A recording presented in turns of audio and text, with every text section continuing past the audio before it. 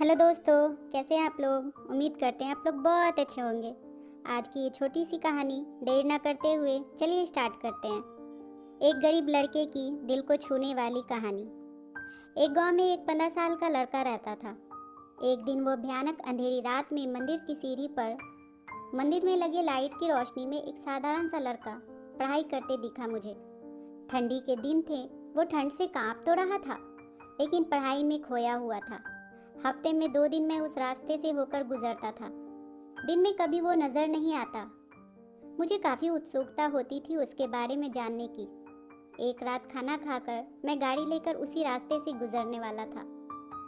सोचा जाते जाते कुछ पार्सल लेकर जाऊंगा उसके लिए। मैं पार्सल लेकर गाड़ी से उस मंदिर के पास पहुंचा। लड़का सीढ़ियों पर बैठकर हमेशा की तरह पढ़ाई कर रहा था। मैंने गाड़ी रोकी और उसके पास गया। मेरी तरफ जब उसने देखा तो वो मुस्कुराया, जैसे वो मुझे पहले से ही जानता हो। मैंने उससे पूछा, बेटा तुम हमेशा यहीं पर क्यों पढ़ाई करते हो? लड़के ने बड़े मुस्कुराकर प्यार से कहा, सर मेरे घर में बिजली नहीं आती। मेरी माँ हमेशा बीमार रहती है और तेल डालकर दिया जलाने लायक मेरी हालत नहीं है। बस इसलिए मैं यहाँ आकर पढ़ता हूँ।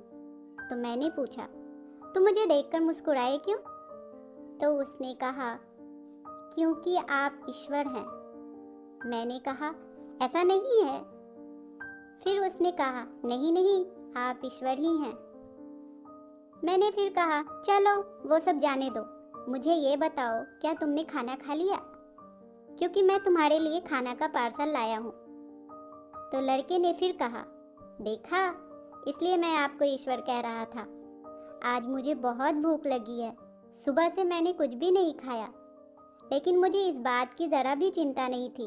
मैं जानता था वो ईश्वर जिसने मुझे भूख दी है, वो मुझे भूखा पेट नहीं सुलाएगा। किसी न किसी रूप में आकर मुझे खाना देगा ज़रूर। और आप आकर खाना लेकर आ गए। आप ईश्वर ही हो ना। मेरे पास कोई शब्द नहीं थे। अनजाने में ही मेरे हाथों पुण्य का काम हो गया। हर दिन मैं कर्जे में डूबे होने के कारण ऊपर वाले को, ईश्वर को हमेशा मैं कोसता था। आज उसने मुझे ही ईश्वर का खिताब देकर शर्मसार कर दिया मुझे। आधा खाना खाकर लड़के ने आधा बचा लिया और मुझसे बोला कि सर आप 5 मिनट यहीं ठहरिए, मैं यह खाना मेरी माँ को देकर आता हूँ। मंदिर से कुछ दूर तक एक पुराने घर की तरफ जाते हुए मैं उसे देखता रहा। कुछ मिनटों बाद वह वापस लौटा। उसके हाथों में मुट्ठी भर फूल थे। उसने वो फूल मेरे पैरों में रख दिए और बोला, माँ ने कहा है कि जिस ईश्वर ने हमारा पेट भरा है उसके चरणों में थोड़े फूल तो चढ़ाने ही चाहिए। मेरी आंखें बंद हो गई और मेरी आंखों से अपने आप ही आंसू निकल पड़े। आंखें खोल के मैंने उसके पुराने घर की तरफ देखा। उस घर के सामने पड़े पत्थर में भी मुझे प्यारी सी मुस्कान दिखाई दे रही थी। उस लड़के की आंखों में मुझे साक्षात ईश्वर दिखाई दे रहे थे। दोस्तों, कहते हैं ना कि ईश्वर सबकी मदद करते हैं, बस वो खुद सामने नहीं आते।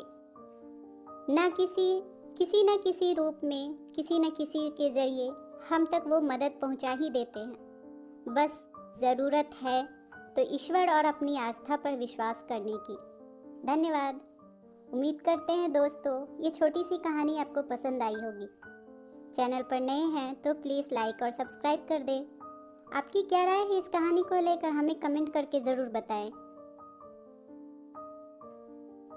आपको ये कहानी सुनने के लिए बहुत बहुत धन्यवाद।